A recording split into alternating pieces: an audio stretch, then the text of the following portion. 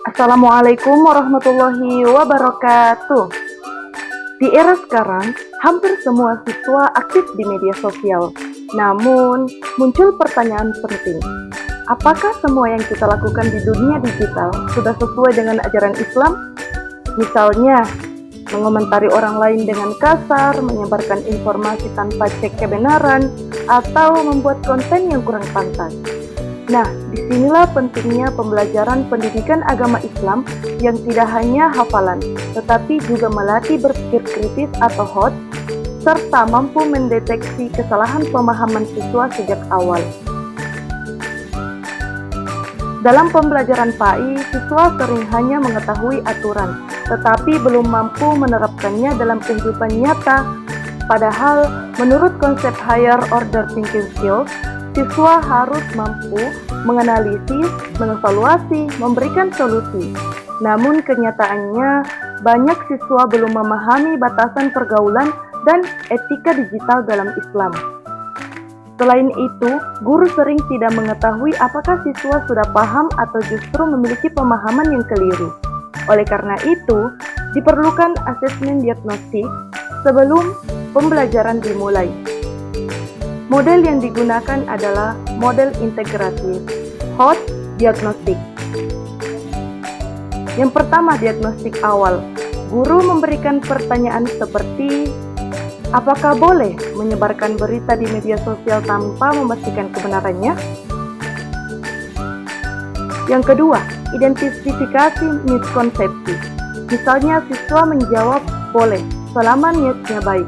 Padahal ini adalah miskonsepsi, karena dalam Islam harus bertabayun. Yang ketiga, pembelajaran berbasis HOT. Guru memberikan studi kasus, seperti ada siswa yang menyebarkan video temannya tanpa izin hingga viral. Bagaimana menurut Islam?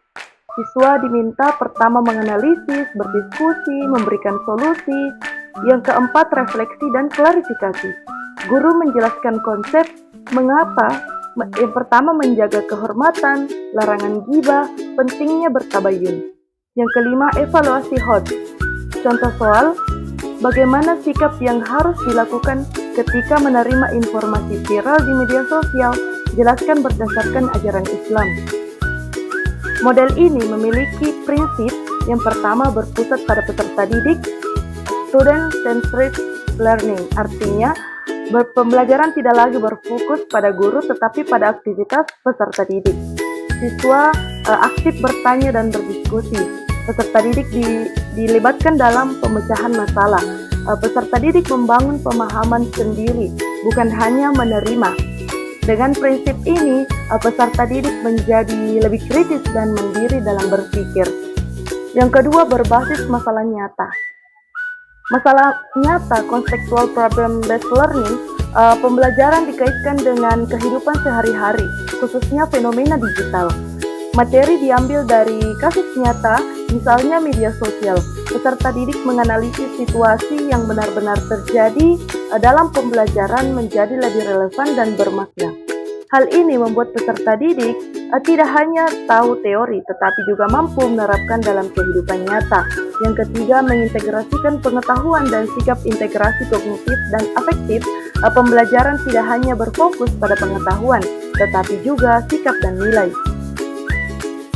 Yang dimaksud kognitif adalah peserta didik memahami konsep, misalnya etika digital dalam Islam. Adapun afektif, peserta didik memiliki sikap yang sesuai, tidak menyebar hoax, menjaga adab. Pembelajaran membentuk karakter, bukan hanya kecerdasan, sehingga peserta didik tidak hanya pintar, tetapi juga berakhlak baik. Yang keempat, memperbaiki pemahaman peserta didik. Perbaikan pemahaman atau remedial konseptual melalui diagnostik. Prinsip ini menekankan pentingnya memperbaiki kesalahan pemahaman peserta didik. Guru mengidentifikasi miskonsepsi sejak awal. Peserta didik diajak menyadari kesalahan pemikirannya. Guru memberikan klarifikasi berdasarkan dalil dan konsep yang benar. Dengan demikian, pemahaman peserta didik menjadi lebih tepat dan tidak keliru. Adapun model ini mampu yang pertama mengatasi miskonsepsi tentang pergaulan dan media sosial, yang kedua melatih berpikir kritis, membuat pembelajaran lebih relevan dengan kehidupan sehari-hari. Yang kelima, mengembangkan berpikir tingkat tinggi, Host-Oriented Learning. Pembelajaran dirancang untuk melatih kemampuan berpikir tingkat tinggi. Peserta didik menganalisis masalah, peserta didik mengevaluasi suatu fenomena, peserta didik memberikan solusi berdasarkan nilai Islam.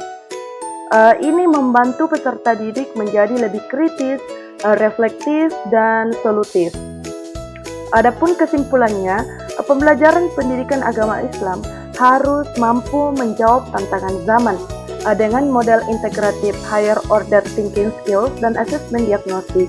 Peserta didik tidak hanya memahami teori, tetapi juga mampu menerapkan nilai-nilai Islam dalam kehidupan nyata, terutama di dunia digital. Sekian dari saya, wassalamualaikum warahmatullahi wabarakatuh. Sekian dari saya. Thanks for watching.